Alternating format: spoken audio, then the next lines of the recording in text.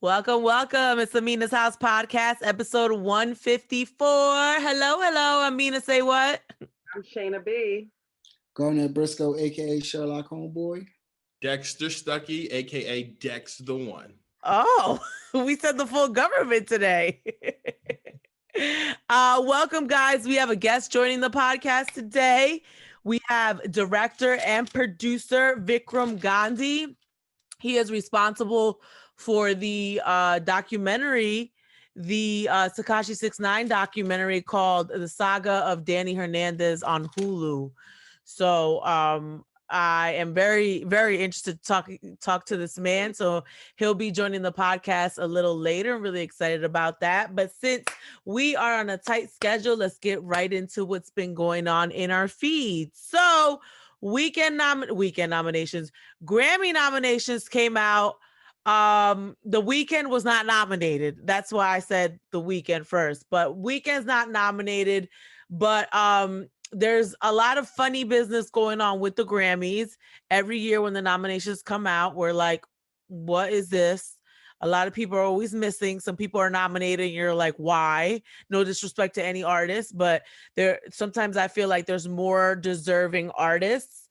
For example, the fact that The Weeknd's doing the Super Bowl and he literally did not get not one Grammy nomination, especially when he dropped After Hours and, you know, the music's been played everywhere. So that's something that has stood out to me. But in some positive news, Beyonce is leading the Grammys with 9 nominations. Congratulations to her.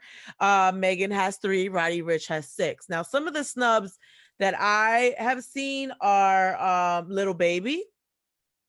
Now, let me say this. I feel like Little Baby is nominated in certain, you know, the bigger picture as a song is nominated. But when you start looking at like best album, you know, song of the year, record of the year, that's when I start feeling like people are snubbed. You know, it's hard sometimes to say people are snubbed because there's so many categories. Like, I'll give you an example. In the best R&B album category, Jhené Aiko is not there. When I think about R&B in 2020, I mean, Jhené is at the top of my head, you know? So the fact that her album wasn't nominated in the best R&B category and Aunt Clemens is... hold on. Wait a minute. Wait, not gonna shade Ant. I know Ant. That's my boy. Wait a minute. I'm not shading anybody. I'm just saying, you know, and Giveon. I mean, I was on an R&B station. We ain't play no Giveon. I'm sorry.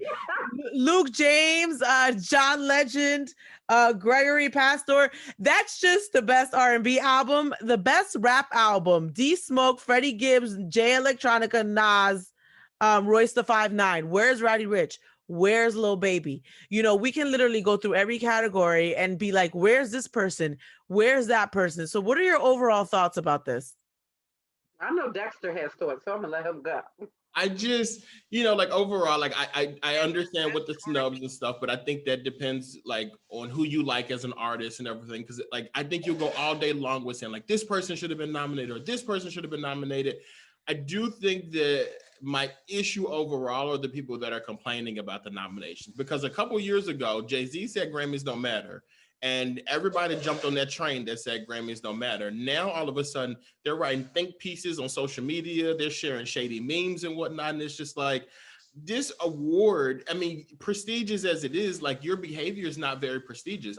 I'm almost embarrassed by some of these artists and the way they've decided to conduct themselves. The one who really like makes me want to jump out of the window right now is Justin Bieber. Like, you actually were nominated and you're upset because you weren't nominated in the R&B category that you wanted to be nominated in. Like, come on.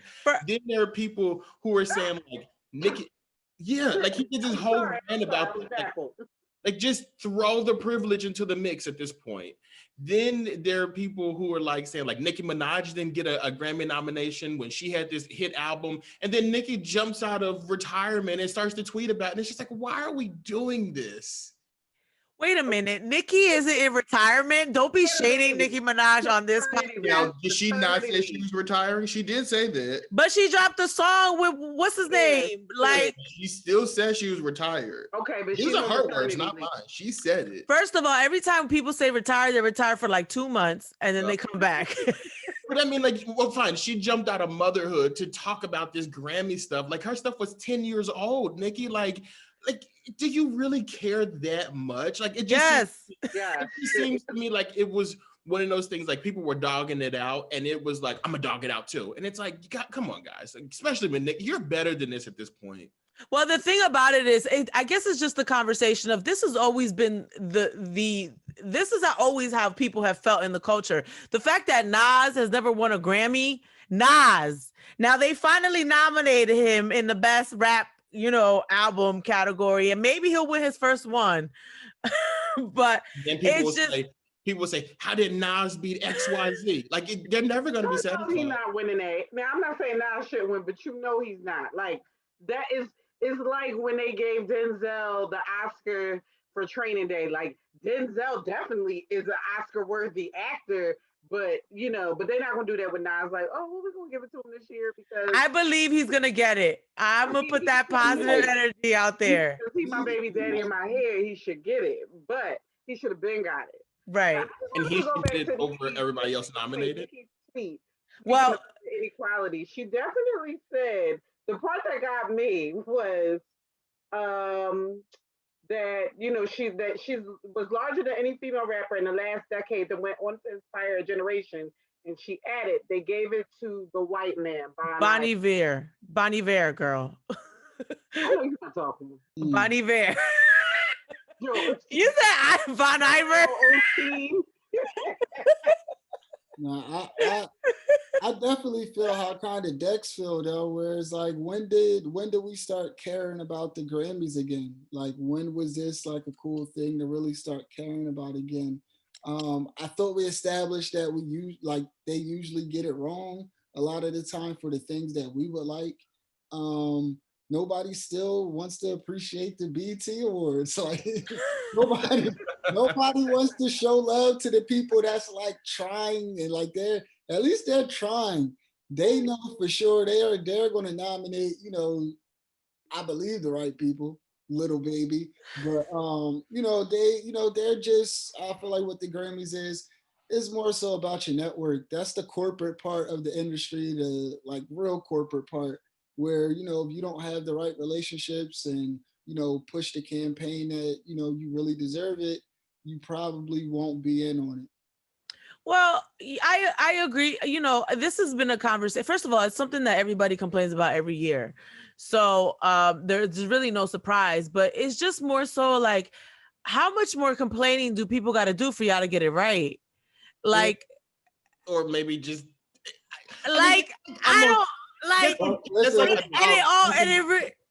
it's like a dog chasing his tail around. Like that question right there, it like blows my mind. Like, if a person is never going to get it right, like that's like staying in a relationship with a man who's never going to get it right. He's never going to do anything right, but you're just going to stick around and continue to complain about it. Every single year for your birthday, this man is not going to get you a gift. First of all, oh my God. A gift? Why? But because the Grammys is not one man. The Grammys is made up of a body of people that nominate these songs. And right, but they get it wrong because they're all, for the most part of one specific demographic, which is they're largely white, So it's like there's been a lot of conversations. You know what? I'm going to have Chill Moody come on the podcast because there's been a lot. Chill Moody is from Philadelphia. He represents the Grammys in Philly, or even Deanna Williams, who's been working with the Grammys. So because there's always been a call for diversity in the Grammys. And that's the thing. We keep calling for diversity and then y'all keep nominating these people. Like, I'm not trying to listen. I never want to take away from someone's art and say that you don't deserve a nomination, but some other people are more deserving of these nominations. Now, they actually addressed the Weeknd situation, and they said that there's a lot of people that, submit and they have to make a choice. and there's only a certain amount of nominations they can make. Really? That's your excuse? So the Weeknd's pissed. Did you see his Instagram post? He said, and I quote, in big bold letters, the Grammys remain corrupt. You owe me, my fans, and the industry transparency. So that's really what the call is about, Dex. The fact is, like, how much more do we have to ask for there to be? How much more do we have to ask for there to be diversity in a board? And I know we keep saying the Grammys don't matter, but that's because we're trying to make it not matter because it's never been for us. But the reality of the situation is, it's still a prestigious award.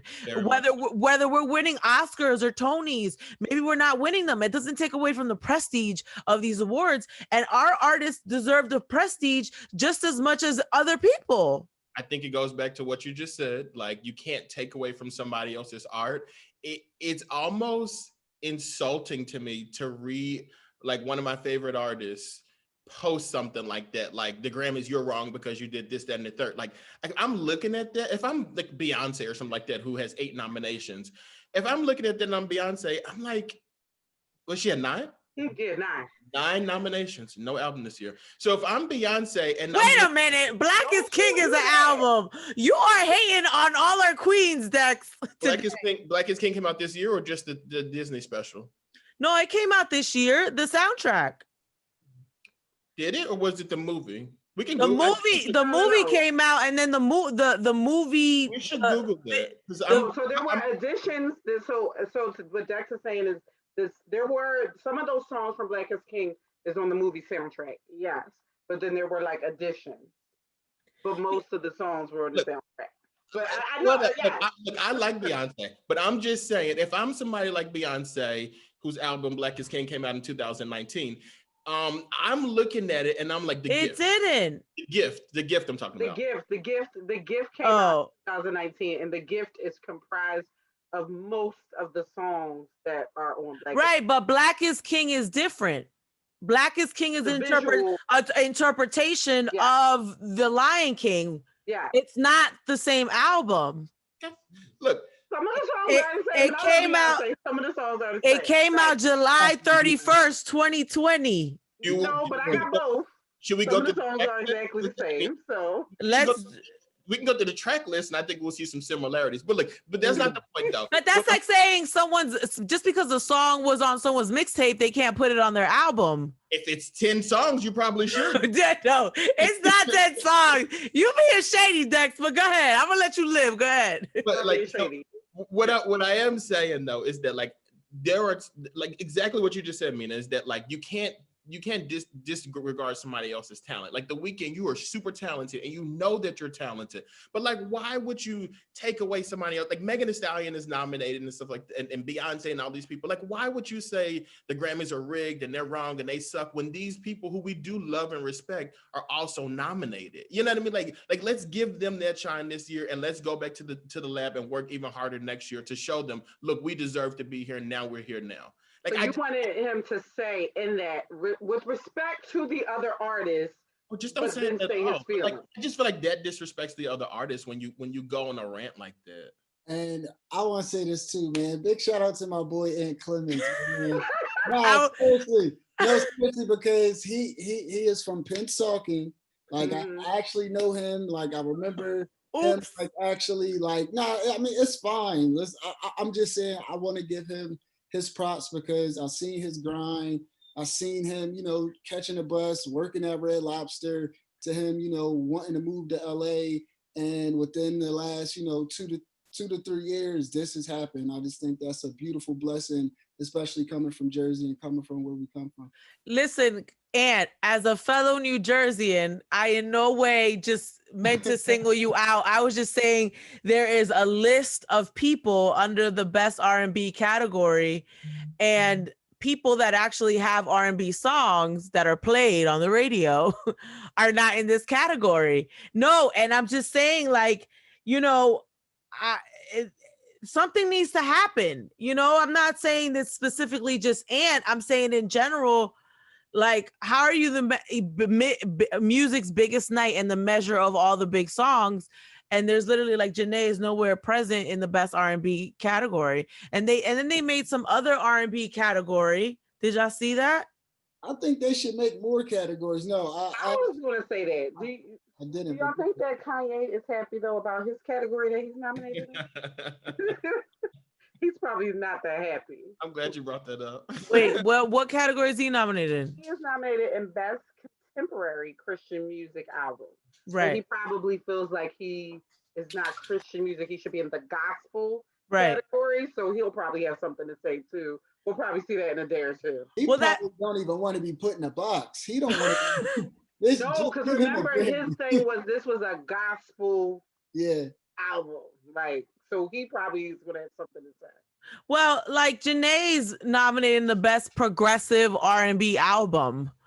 Yeah, so, I was like, what is this category? Right, and so is Chloe and Halle. Yeah. You got to know what that means. So maybe, quote unquote, maybe that's the upper echelon group of albums that you were looking for. Maybe. No, it doesn't make sense when you look at the other nominees in the category. Like, it just doesn't. It doesn't fit to me.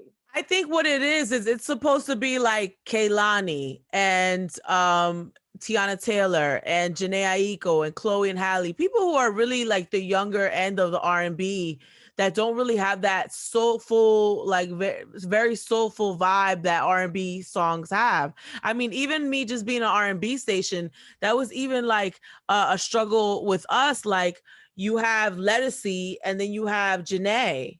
And they're both equally R&B. So how do you but you can't even put them in the same category. So I understand the breakdown of it, but like, you know, when you look at the best R&B category, it's like Luke James, John Legend, Gregory Pastor. So they're, you know, Aunt Clemens, and Giveon. I'm sorry. I don't know who Giveon is, but it's like, I think that's the breakdown, you know, but when you listen to R&B stations, you're hearing Janae and The Weeknd and Chris Brown, you know, and Lettucey and Toni Braxton and Tamar Braxton.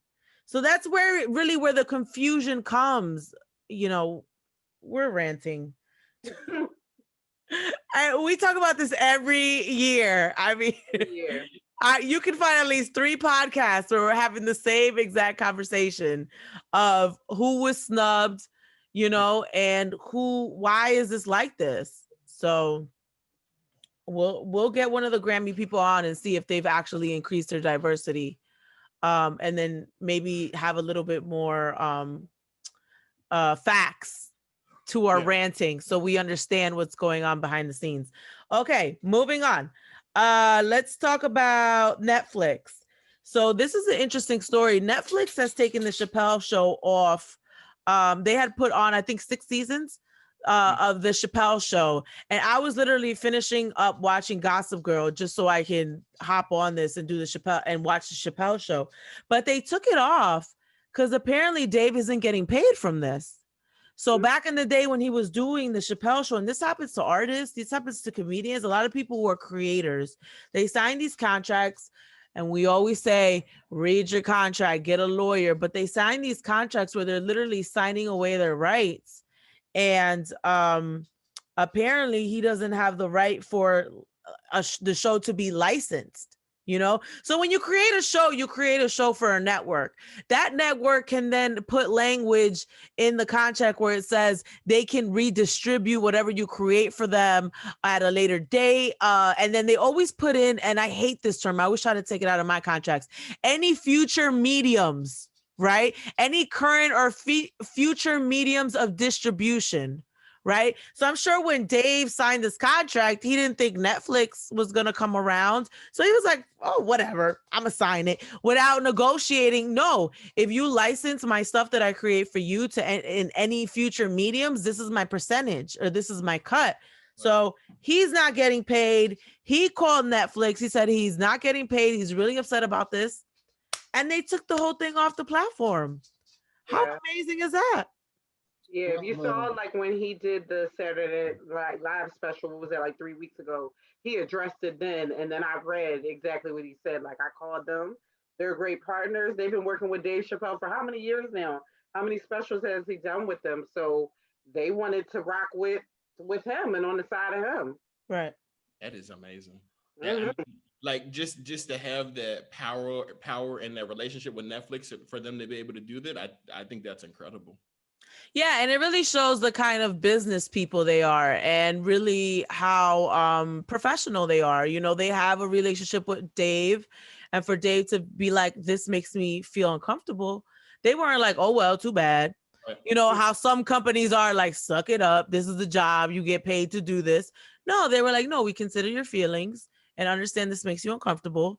And we're going to pull it off of the network. People don't even do business like that anymore.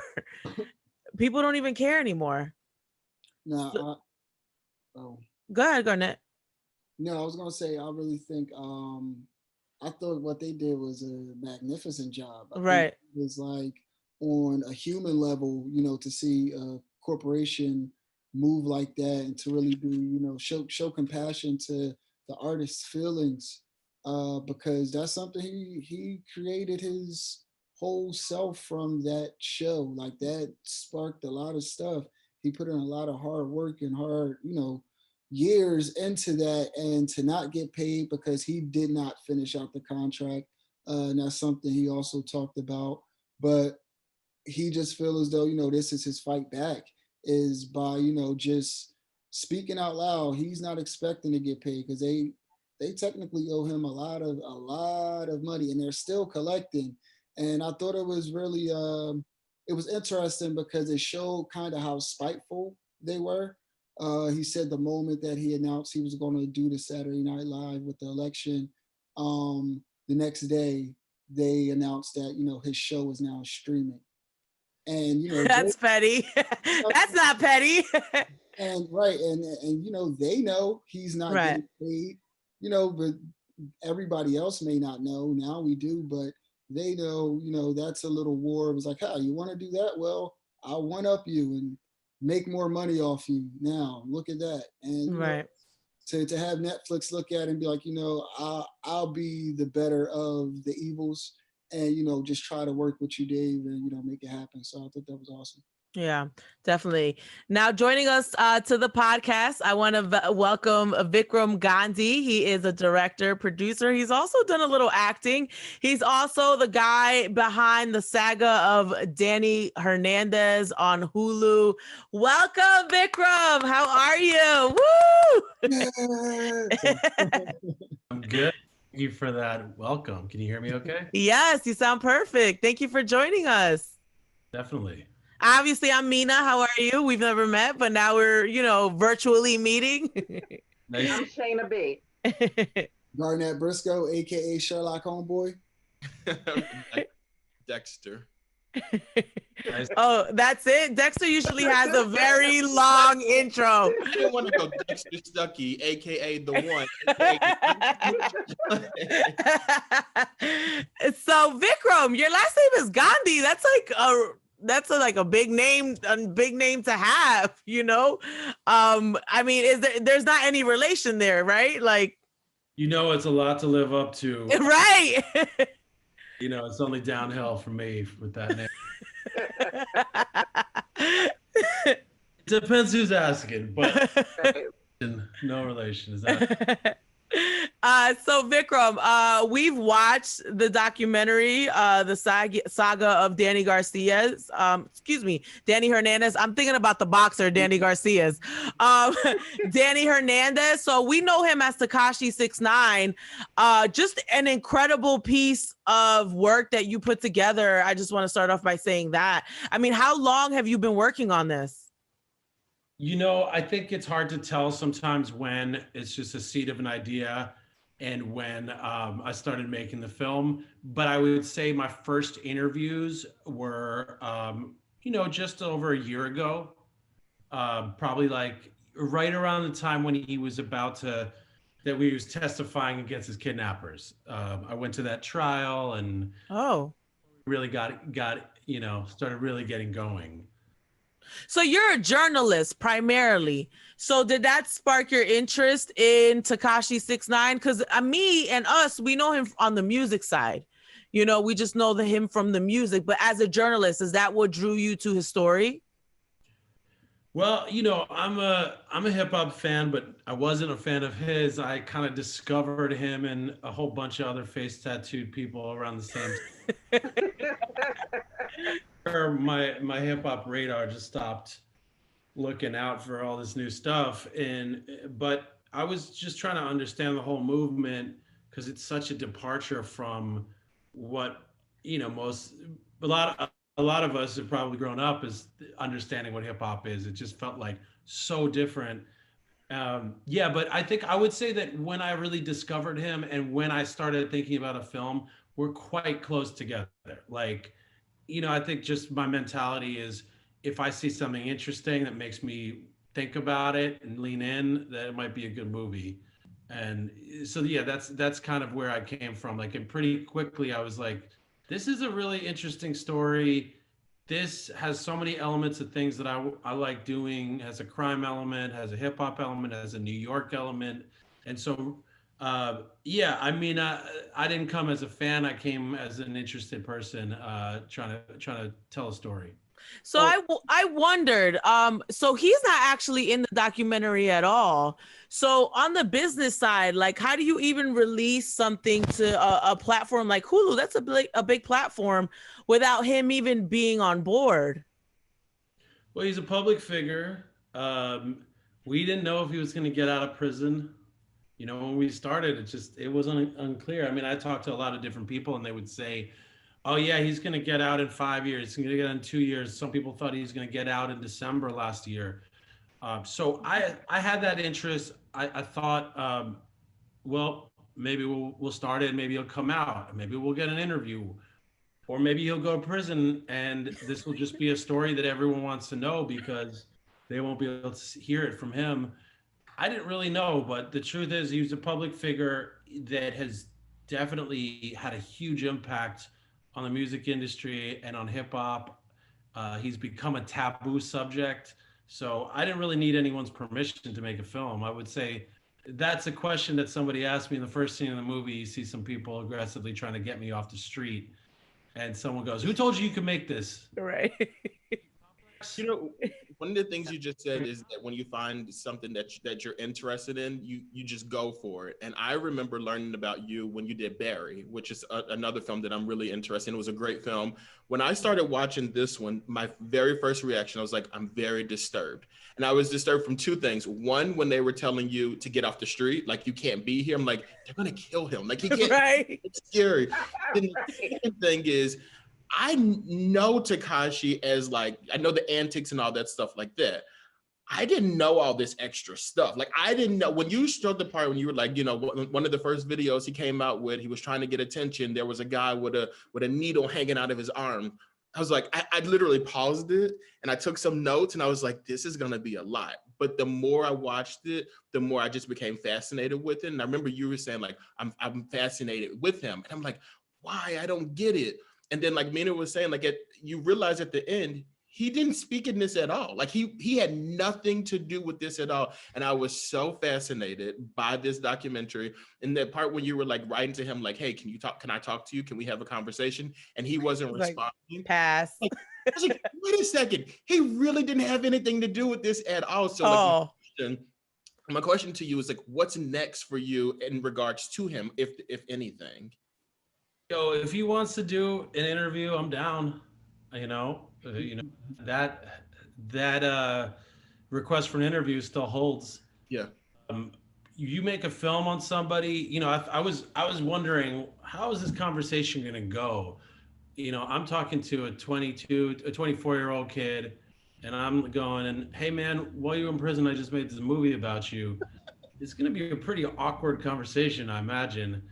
So I wanted to meet him, putting that much time into it. And I also wanted to get him to say things in his own words, but we never knew if he was going to be in it or not. So I just made the movie with that consideration. And there's so much that he lived in public. He lived his life on the internet. He lived it for the internet. So it's all out there, plus public records, plus court documents, plus leaked audio, plus this, that, and the other, it's just all out there. And Yeah, we knew that this, I mean, one of the things about the time we live in where there's so much information, you could keep reading about Tekashi 6ix9ine and read 5 different versions of the same story, you know. So a lot of what we were doing was just finding the reality of what was going down and what was really happening. So I would say a lot of the stuff that's in the film is out in the world already. It just hadn't really been put together, and the people who he was referring to hadn't gotten a chance to put like a real human face to the, you know, to the characters that were described in articles. I agree. I was going to say one of the things that you said when you started off just now is, you know, you weren't really a fan of his, and I've never just really been into him and not known him other than the antics that come across the Shade Room or one of the other blogs. But I really got to know him so well through this documentary. The way that you told, you know, his story, and again, without hearing his words, it did make me. I know in one of the parts, you know, when you talked to his birth father, you talked about the empathy. I actually felt very sad for him after watching this. Like, I think I just walked away feeling very different than the person that I was just used to doing, seeing something doing wild and crazy on the internet. I kind of almost feel like a little sad, a little empathetic for him, you know, in this situation that he's now gotten himself into. Yeah, I did too. I mean, I think anytime you find a character who is looking for attention like that, looking for fame, and has that both level of ambition but desperation, you can't help feel sorry. You know, like at a certain point, you wonder, is all there is to really go on right now, especially after he got out of prison and he doesn't have too many friends, and the hip hop world is out at him. What's the point of being a rock star? Mm-hmm. Hang out with other rock stars, and you're stigmatized. So part of me just wonders, you know, maybe all you got is the numbers left. Yeah. And when the album sales flop, like what's there? So yeah, I mean, I got a lot of empathy. I think when you make a film about somebody, anybody you're interviewing, if you don't approach it with a level of empathy, you know, you can't get through it. You want to see both sides of someone. So that's how I approached it. Now, so after watching this, and you know, I always was interested in him too, not necessarily his music, but for the same reason, you know, kid, wild hair, tattoos, he has my attention. After watching the film, I know, you know, you exposed a lot, but you also got to see, like you said, the human side, but also what I see is also like a brilliant side of him as well, just as much as it may be crazy. So I wanted to see, like, you know, after, you know, gathering all that information, how would you like label that as like a person? Is that like a crazy mind, or is it genius? Because I mean, you did have to make a movie about him at the end of the day. Yeah, I mean, you know, I think so much of what I liked about the story when I started it was, you know, I went to the bodega that he worked at like a lot.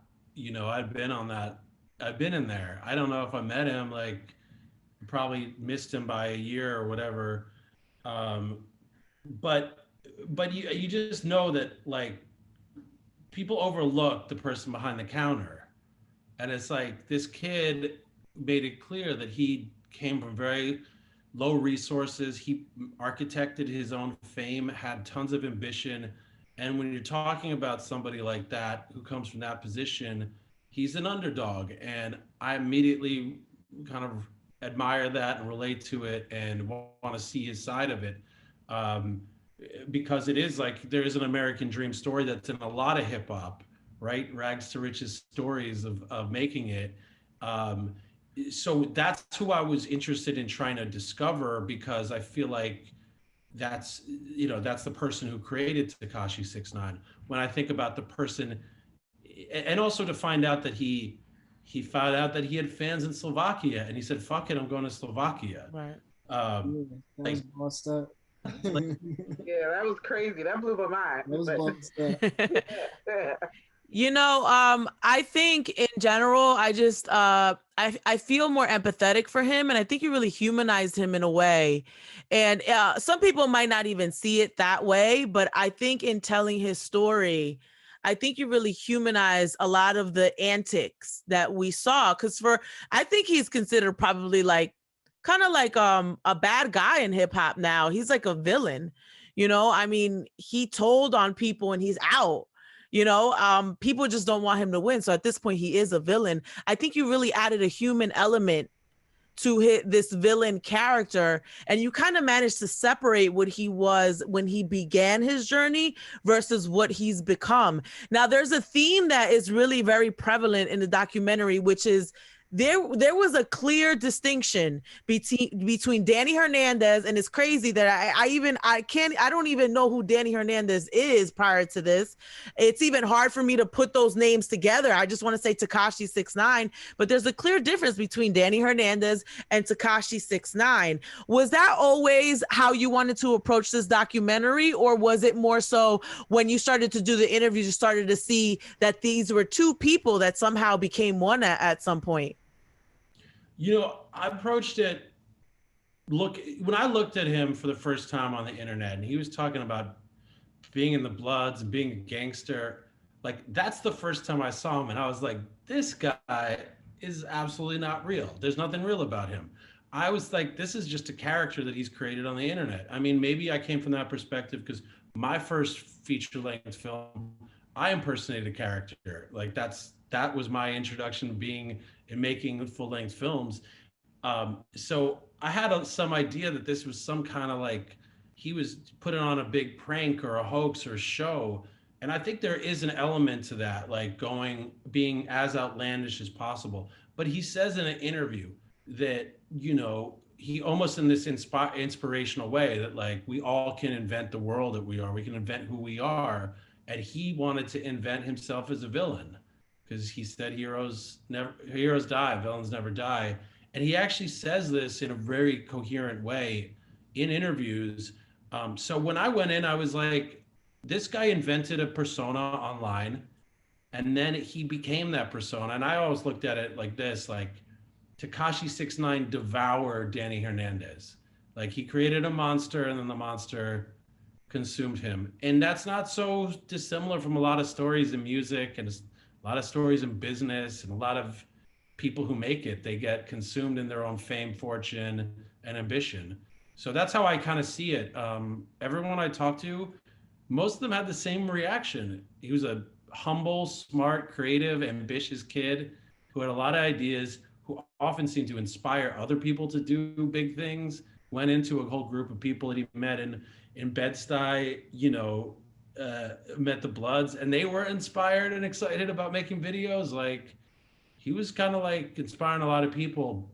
But you know, I think this toxic character he had, Tekashi 6ix9ine, just like took over, and that's what I felt like going into it, and it's kind of what I found out. You know, that kind of confirmed a lot of those suspicions that I had while entering the story. Yeah, I often like just kind of joked around and compared him to like he's like the young rap like version of like the Joker. He's literally just like that. Like when he's going all out, full tilt, and yeah, like you said, like he wants to be the villain because he gets a lot of energy from that. That's what I got from the film. Totally, yeah. I mean, I think the Joker is one of the first things I thought of when you just even look at him. I mean, he's called after a Joker. His face is, and the Joker is extreme and knows no bounds. Like that dude's crazy. And I think this Tekashi character he's creating was equally crazy. And but at the end of the day, you can create that, but can you live in it? You can't. One day you're gonna have to be Danny again, or one day you're gonna have to be. You got to reckon with that stuff that you start with. You can't have the facade your whole life. I think anyway. Yeah, I know at one point when you were talking to the driver, I think his name was Jorge, and he talked about, just his journey and everything he went through. And I was confused too. Like, is he not scared? Like, is he not scared to be telling this story right yes. now? Just like driving around. Like, I was scared for him. And he's like, I'm just a driver. I'm just a driver. But he's telling all the secrets. Like, what is going on? Like, did you encounter, and I know you had to, just a lot of people that were just like, I can't touch this. I don't want to be a part of this. Not necessarily because of what they think Danny or Tekashi is going to think, but just their overall fear of everything that has evolved in his life at this point. Did you find a lot of that as you encountered different people? Everybody who we talked to was had mixed emotions about talking to him. You know, Oh. hairstylist, she was down, uh, but but pretty much everyone just had they recognized that there were two sides of him, and I think that the growing confusion around the stigma of talking about him and being related to him, that's also something that was in the back of everyone's mind. Like, do I want to have myself associated with this person? So yeah, but as far as I think the driver Jorge, um, you know, he testified in court. So anybody who was trying to figure out who the informant, they were following the story. Like, actually, Jorge was somebody that you could access online. You know, I hit him up on Facebook. Like, That's what I'm just saying. I want him to be in like hiding. I feel like I got. it was kind of just at a moment when I connected with him. I was like, you know, the next day he was like, you know, friend request, and I was like, okay, this man's out there. He's tough.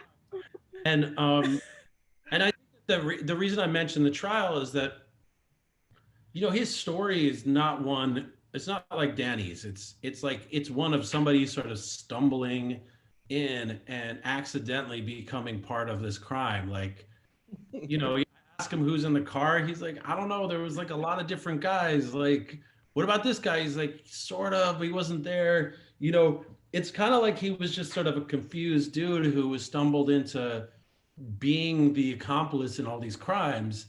And at a certain point, you get that window into what happens if you're, you know, with immigration, taken to the ICE facility. Yeah. He was, I mean, when he told me that he was held there for 40 days, Tekashi was on tour. I mean, that was just a crazy window into this person who kind of had no choice. So the reason I say that is that I feel like he was okay with speaking and was interested in telling a story because people knew like who he was. They knew his story, and they knew he wasn't the guy who, if it was, you know, he was just a pawn in the government's way to get to Tekashi and to get to the gang.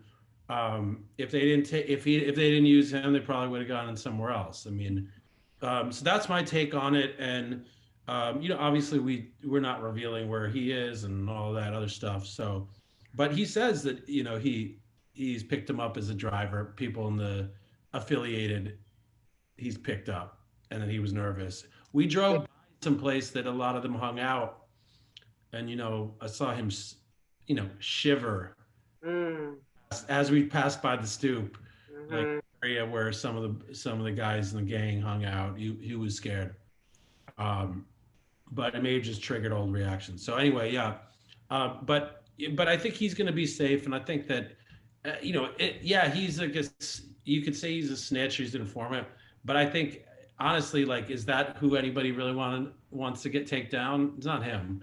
He put his life first. Like, he put his life and his well-being first, which I didn't have an issue with that. I actually want his cash app. I want to send him some money. I felt so bad for him the entire time.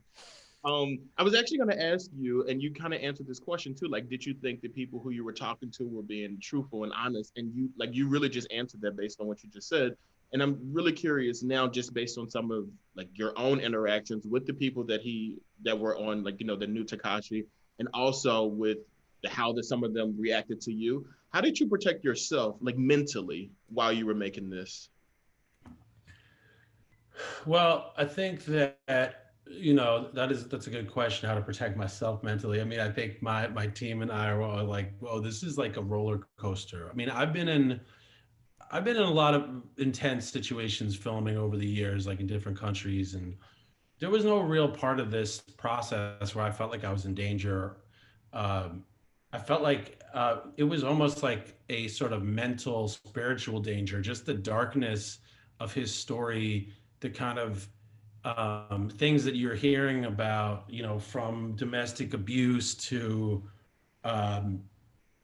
you know, to the sex tape that was made with the underage girl, to just the way the treatment he had of people around him, and the violence that came out of nowhere. I mean, talking about violence for absolutely no reason. He's young too, like very young. Yeah. Yeah, just kind of like it just sort of rang of all of the things that are kind of wrong with so much of what comes out of the culture that's created on social media too. Sort of like the dangling of money, the flaunting of guns, the being tough but actually not being tough. You know, yeah.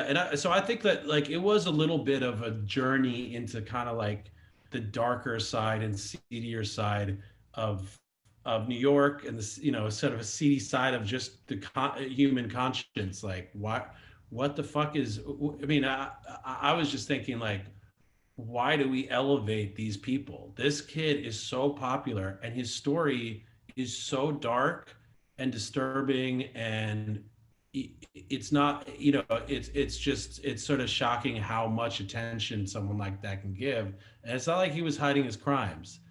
I feel like it's kind of amazing how appalled everyone is after he informed on the government, but not after a hit was put out on Chief Keef. Can you imagine if somebody shot Chief Keef? Yeah. Can you imagine if he was killed? Like, I mean, that's something that it was a playtime for everyone, I think, watching that, like, this isn't real, it's just fiction, you know, but there was some real shit happening. I don't know if they were really going to hit him, shoot him, or if it was just a publicity stunt, but I mean, definitely people's lives were in danger. Absolutely. You know, I think about that all the time. I mean, even watching the versus battle and how people were really reveling in Gucci Man really saying the things that he was saying to Young Jeezy. And I really just had a moment like, this is real. Like, people die from these problems, and you know, these are real beefs. And for some reason on the internet, it's like a big joke. You know, but if you're really a street person and you grew up in the streets, you know, these things aren't jokes. You know, it just really, for me, I'm always in awe of why people are drawn to that, you know, but this is why we're drawn to your documentary too, because it kind of explores that in a way where why do we like to watch these things? Yeah, I think you picked it up at one point. You know, you're like, why are kids drawn to this guy putting the needle in his arm? Like, what? And these numbers are just going up. It's like people just want to see bizarre things. Is that really what you found from just even analyzing his life? Well, I think that we're all kind of complicit in it, because it's not like, I mean, when I think about the hip hop that I fell in love with, I mean, there's a lot of violence, a lot of shit in it, you know, that, but I think that, you know, at least now looking back, I justify it as almost like understanding culture and getting, you know, and also compare the violence in hip hop that I grew up with, that I love, as kind of being like watching Goodfellas, or, you know, but there's just this buffer that used to occur. You know, I think like there's a level of realizing, oh, there is a character here, you know, and you know, the debate around, is Ice Cube really a gangster? Is Biggie really a gangster? Tupac, you know, the story of Tupac has a lot of similarities to a kid who was an artist who got into something that he wasn't prepared for in the street life. But now there's no buffer. There's no buffer. Like, you're on the internet. There's not, you know, if somebody recorded beef on their album, it came out, the album is pressed. It's like, I did a diss, you know, I wrote this, right, produced the song, it came out, now it's getting numbers, it's playing on the radio, the other person hears it. It's like a long process. Right. But she's like, I'm just gonna pick up my phone and start beef. And, you know, maybe 90% of the people are like, this is all a game, it's all good. But there's definitely people who don't feel that way. Right. And you spoke about his influence. He was influencing gang members. He influenced women. Like, there were a lot of people that were influenced by him. And you getting on your cell phone and having it recorded and posted to the internet saying you're putting a $30,000 hit out on somebody. Maybe someone who you don't know, they probably won't do anything, but random people on the street who are influenced by you, they could do it. And it just, the internet just remains like a gift and a curse. Like a gift because you were able to get the driver really quickly on Facebook, but a curse because he uploads stuff like this. It's just, I'm just really impressed with the work that you did. I set up on Saturday and I watched this documentary. Yep. When it was over, I paused it a bunch of times because like I was like, okay, like but I just kept, I finished it and I'm just like, this is amazing. Like this, it was really amazing work. And I really loved, I forgot her name, but the older woman who said that like he would sit with her during Thanksgiving and stuff like that. Like, and the train nine grandmama. Yeah. And when she was just like, her disappointment in him and how he changed and everything, like that was like, it was so raw and it was so real. Like I could tell that she truly cared for him. Yeah, she didn't know what pie was. Okay, I was confused by that statement. Like, well, how are you working a bodega and he didn't know what pie was? First of all, in Spanish, when we do Thanksgiving in the Spanish household, we don't normally have pie. You don't pie in Thanksgiving, but pie is an American thing. Like you don't go to Puerto Rico or Mexico and they're like, you want some pie? Like, no, they're like, you want some rice and beans? You want some pork? You want some flan? So it's the culture, it's, pie is an American thing, period. She was still pissed that he didn't know. Right. She was upset. She ain't never had no sweet potato pie, no pumpkin pie. I think she was upset because he said on trial that their home was the center, the headquarters of the Bloods in Bed-Stuy. And, I went in there, I hung out with people. I mean, she's a former correctional officer. Either you suspect something is going on in there, or you have a different understanding of what it means to be affiliated. Like, and I don't know. I don't know what's true, but I when I got there, I met the woman who owned the house, and she did not feel like the leader of a criminal organization to me. She felt like someone who was open in her home to her kids, her grandkids, their friends, and some lost souls like Tekashi. And I think that's another thing that stuck out to me in this. Like, you got the human side and the different phases and sides of Tekashi, but like every single person that was interviewed, I saw a side of them too. Like, you don't know these people, you just hear stories about them. I think you gave personality to each and every one of those people. Like, after watching it, I'm like, I gotta donate to Jorge's Cash App. I want to pray for this woman. Like, I'm just amazed with the work that you did. And I really think you humanized this entire situation. Thank you. I appreciate that. I mean, I just, I did a project with Killer Mike in Atlanta called Trigger Warning. And we create this soda company called Cripple Cola with some guys in the Crips. And it was just this moment of getting a window into the lives of people. These guys were trying to be businessmen and have, and get out of illegal things and get into legal stuff.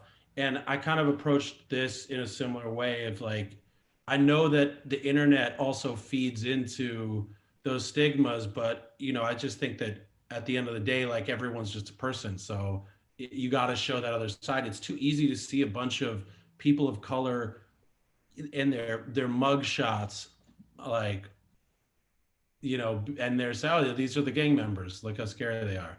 So I think it was kind of a responsibility to make sure that we saw the personality of people in there who would let us get access to it, so that was important to us. I wonder, so a lot of the people that you talk to are people that have somehow been done wrong by him. Was it hard to find people that were actually his friends? And do you wonder if maybe this shows the one side? Maybe is there another side, maybe from people that actually consider him currently a friend? Well, his engineer is in there, and he is still engineering his music, and really told us that he's a good person deep inside, and he really didn't know much about the activity. He's just making music with them. So he's seen this other side of him. Hairdresser she was there in the beginning, but she was also there when they were doing shoots in like LA, and so she had her own connection. And then like even there's people like we talk Punch, who's a DJ Punch, is in it, and as much as he was able to see the dark side, he also spoke pretty like excitedly and happy about like his time with him. Like he went back and forth. So I think you see people have that love hate thing with him. And I think also the guys in Slovakia. I mean, they don't even know anything about what is going on. They met Shadi, they met other people. They're just like, this dude is just interesting, exciting. So I think there was a lot of voices of that. I just feel that some of the ones, perhaps some of the people who had a negative side, it's hard to miss somebody like a driver going, he's trash, that was a raw, real feeling. And I'm not, and I would have to say, it's not like that's how people did it. Like that came out after a long conversation to say something that extreme. It wasn't just, he was like, oh, I hate this guy. They did also, they're all sort of fascinated by him and had good experiences too. It's just rare to hear people to just be so negative in a documentary, but I think it was true to how they really feel, So you got to understand that for some people, like right now, hindsight's 2020, but when we're making it, it's not as if anybody knew what was going to happen. Right. This guy's going to be back on top. He's going to be the #1 artist. Maybe I should stay friends with him. Right. That good point. A lot of that. We nobody knew. I mean, what if he came out of prison and he was like, I'm going to tell you what really happened and I'm going to own up. Maybe he wouldn't have had a top single, but maybe he would have had a career afterwards. I don't know. But that didn't happen. So right now, like, how could anybody have been supporting him? But, I think there was a time where people didn't really know what to do, what to think, Are you question? So I know you spoke about I guess like just like putting message within your your films. Like what kind of message do you want out there with your filmmaking without you just having to say anything, just the representation that you want to put out there for people to watch and people to get? Like in this film, like what do I want people to take away? Yeah, from? just as far as just like filmmaking in general. So like as far as like what do you want people to get from your work? I think that the recurrent, I think I haven't really set out with this mission statement or anything, but when I look back at my films and the TV projects I've done, and also even the journalism I've done at Vice for a long time, it's really, I think the common thread, in my films is like looking to understand identity. Like I start off this film saying like, I want to understand who the people really are, underneath the surface layer.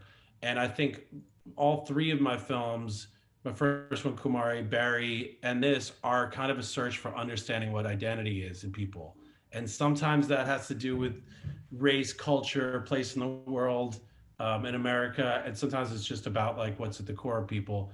So I think that's sort of something that's in it. But I think that as far as what people should take away, I just think I'm trying to make films that make people rethink the way they see the world a bit. My first film was about religion. My second film was about, the icon of Barack Obama, and as a kid, like what he experienced, which I thought was just a very sort of introspective understanding of trying to understand who he was. And, even the show Trigger Warning is all about rethinking the way we think about all different parts of our culture, especially race in America. So that's, I think, really like the recurring theme is just, and in here, it just kind of happened with this film. I mean, if one of the most interesting things is to see the reactions on Twitter, on Facebook, is like, how dare Hulu do this? I'm going to cancel my subscription. I can't believe they fucking did this. And it's funny that everybody comes with so many preconceived notions this isn't to say anyone's right or wrong, but I think it is just like, okay, now we saw the pixelated version of who this person is. We saw the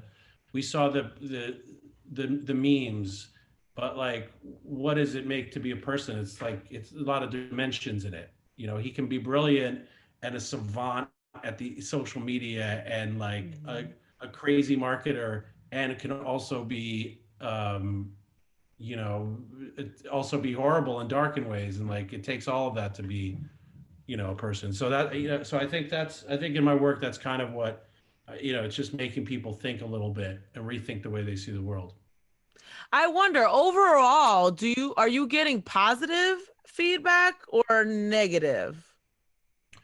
It's kind of like a little like we're part of the whole Tekashi 6ix9ine like wave of like out first, and then you lean in and what we've got in, and I'm watching it. I'm like, the way I've been checking like responses must be like how Danny was like looking at his videos being responded to, or his Instagram, like, oh shit, this person said that, like, what are our numbers, all that shit. But I think what's the response has been outrage, and then people watch it and there's approval, and it seems like there has been a lot of praise, and some of that praise comes with some reluctance. So like if I look on tweets, it's like, yo, that was actually really good.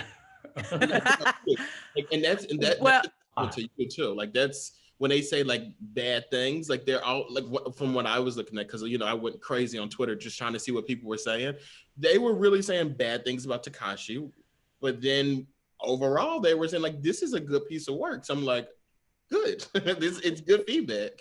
well, to his point, you know, everybody is a person and you start off being one way and then life molds and shapes you. And somehow you end up being maybe sometimes something you never thought you would be. You know, Vikram, to your point. And I think when you start humanizing people, it almost gives you like the okay to be like, oh wow, I understand. But do we really want to understand someone that's a villain? You know, because even that, some people might feel a little like this guy's a bad guy. I don't want to feel sorry for him, you know. So then you get that push and pull a little bit from people, right?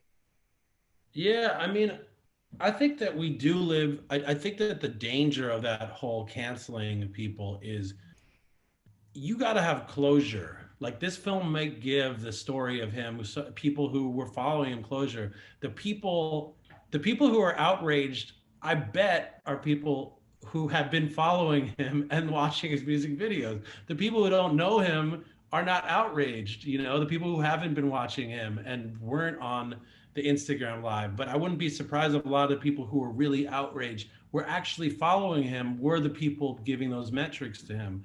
I don't know for sure, but I think that yeah, but I think that like part of it is that it's tricky to do something on a taboo subject. You know, it's a taboo right now. But I do think like if we don't actually analyze what happened and try to understand why do we elevate this troll? Like, what is it? What is it about our culture? Like, then there'll just be another Tekashi 6ix9ine that comes around. Like, you know, we do live in the age of a troll. Like there are great artists who have been overtaken by their egos. You know, we've seen that all over, more recently than ever. Right. And we also have a situation in social media like where an internet troll got all this attention and then was elected president. You know, so we're afraid that if we give I mean, right now, metrics, attention, love or hate, they produce the same numbers. It's a view, it's a stream. So I think we're all sort of grappling with how we deal with this shit. Like one of the things that people go, or I think are appalled by, like, is he making money off of this Hulu thing? That's a big thing that comes up. Like, don't support him. I don't know if the film is going to give him a second chance. I don't know if the film is going to do something negative to the world, but I do think it's an honest, you know, and a really hard and honest look on what this whole thing was, you know, without trying to sugarcoat anything in his life, you know. It's interesting you say that because I literally had those thoughts. First of all, I thought it was very interesting that you put yourself in the film, like first person. So, like, why did you decide to tackle it that way? You know, I think also like when we're making it, I mean that you could see there's like a lot of those interviews might look like, oh shit, like that seems like fully covered. We didn't know like who was going to say anything. We didn't understand. I felt like it was important to show part of that journey in it. It's also kind of something that's come up in my vocabulary. My first film I was in, at Vice, I was a correspondent. So I always kind of just felt comfortable doing that. And I knew there was going to be a lot of voiceover um, to fill in the gaps and make the story make sense. So at that point, I was just like, I think people should just get in a window into the process to just get a little bit of a take on that. Uh, and yeah, I think that's what it is. I didn't really try to put too much of myself. I tried to be an objective person in it. Because people are going to judge that. There's some funny shit on Twitter where they're like, I can't believe this white guy just made this documentary. You're not even white. Your name is Vikram Gandhi. Right. Did your research, whoever wrote that comment. On who was supposed to tell this story, it's like the Indian guy just didn't fit into the equation of how to judge it.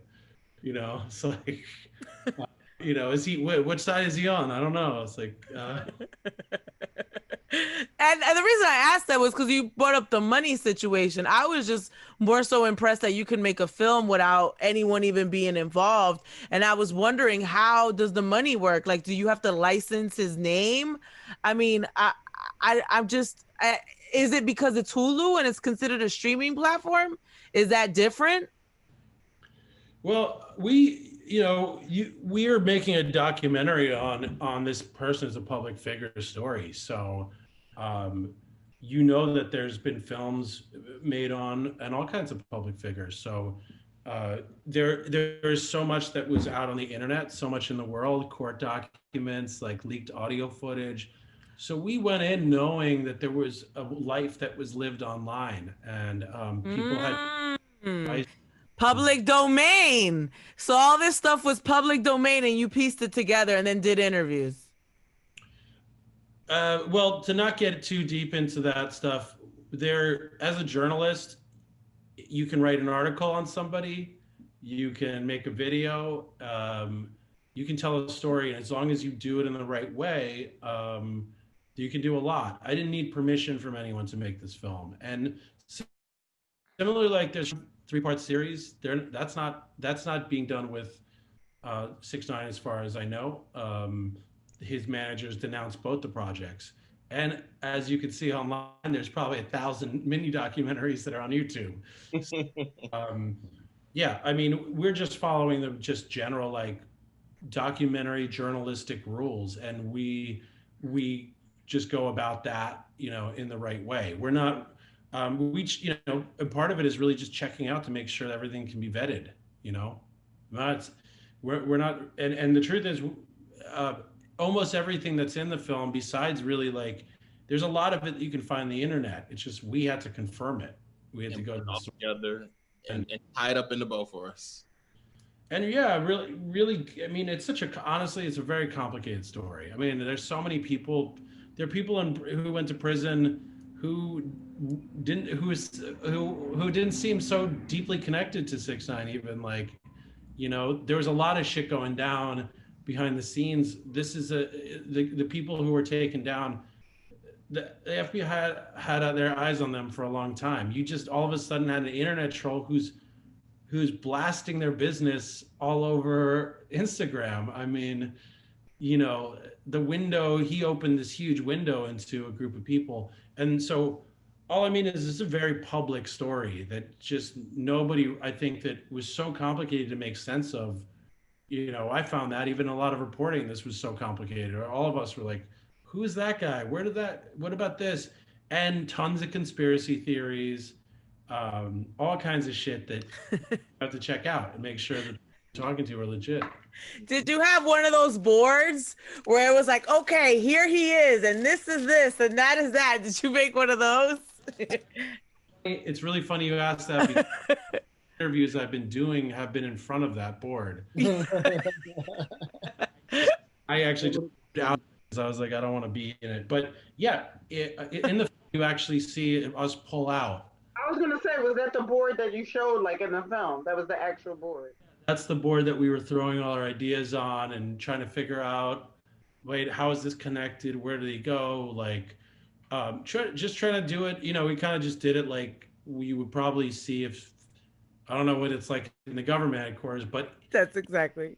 we were just trying to piece together, like, how are these people all connected? There were a lot of different members, a lot of things going on, stuff that just like could never make the movie. I mean, there's a whole thread that was about, you know, another FBI informant that had to do with fentanyl cells. We had people coming out of the woodwork going, I got this part of the story. And we, you know, some of those things can't be included because they just not enough time. And also they might be a distraction from what we're really looking at, which is like, who is this guy underneath it all? You answer so many of my questions in your answers. So I'm like, okay, he wasn't scared for his life. Check. Okay, he didn't leave anything off. You know, he did leave things out of the documentary that were important. Check. So thank you. Sure. All right. Well, that's all I have. How about you guys? No, just again, it's just a great piece of work. It was honestly so well done. Yeah, I've said it a million times, but like I'm really fascinated with your work. I'm very pleased with it. If you feel like it or have some time, if you want to do a Murder Inc. documentary, I would love to watch that. Please don't do that, sir. He's obsessed with Ashanti. So. Right. But I would really like to see you kind of go along the lines of just dissecting these very misunderstood characters, because I think we're starting to see it a lot with Aaron Hernandez. I mean, just even watching that on Netflix, I was like, oh, wow. You know, like just really understanding the crazy behind people. And I find it fascinating. So, and you know, you mentioned Donald Trump. Maybe one day you can dissect that crazy. So that would be a project. Yeah. That would be worth it too. That'd be worth it. After I made Barry, I thought about making Donnie, and then like, and I think right around that time, I had the feeling that people have about 6ix9ine. I was like, shit, do I want to do anything to humanize this guy? Right. And so maybe there's young people or people who feel the same way about 6ix9ine that I did about Trump when that was happening. Too dangerous to get into. Right. Possibly the reason I could do this was because, to be quite honest, it's very easy for me to turn off. It would be very easy for me to turn off 6ix9ine's Instagram, and I mean, I'm not putting his music on at a party. I'm on the edge of it, you know. It's not going to fill my feed, so it never really felt as dangerous or as kind of corrupt as maybe some people who couldn't get rid of this kid off of all their social media. You know, right. That's why we're getting that reaction. You know. Well, thank you so much. Make sure you check out the Saga of Danny Hernandez, aka Tekashi 6ix9ine, on Hulu right now. It is a great thing to watch. I watched it on Saturday as well, so it's definitely something you can check out on the weekend. Thank you, Vikram Gandhi, director, producer, journalist, investigator. Now we're finding out you are all of the above. This was incredible, and we thank you for your time. Thank you so much. Thanks to all of you guys. And then how can people find you? Because you've been doing a lot. You were even involved in Batman versus Superman. So, you know, you've been out here doing some things. How can people find you? You know, I really just speak through my films, but, you know, I'm on social media and I'm on it, but really, like, oftentimes you make stuff, you got to go silent for that time. So all right. So don't follow him and troll him. Facebook. We should stop following people. All right. Thank you so much. Have a great night. Dude, thank you. Bye. Bye. All right. So that was great. That was really good. I feel like I fanboyed out a little bit. I'm really fan. You were going hard, He's sir. definitely I'm like, fanboy. how many times are you gonna say you love him? I was really fascinated with that film. That's why I text you guys today. Like, what time is everything going on? Because like, I'm telling you, I watched it Saturday night at 2:00 in the morning. I was pausing to take notes or whatever. And Mina, you said it like right off the back, like you were like, Tekashi's not in this. And it didn't click to me that Tekashi wasn't in it until the very end. And I'm like, how the hell did I just watch this film, learn all about this guy, and he has nothing Not to do? in it. That was amazing. It's brilliant filmmaking is really what it is. And it's interesting.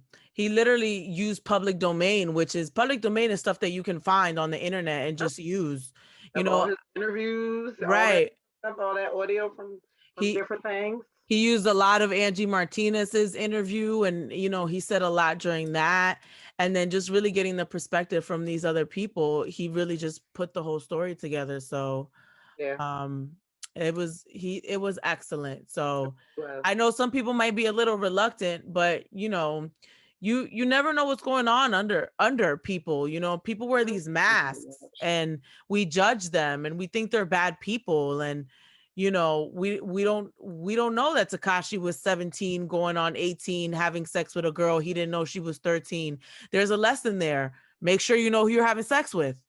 You know, even if you're just 17 going on 18, like still, you know. And I started to think, like, when I was 13, I was dealing with like 17-year-old guys. Yeah, like we know what happens.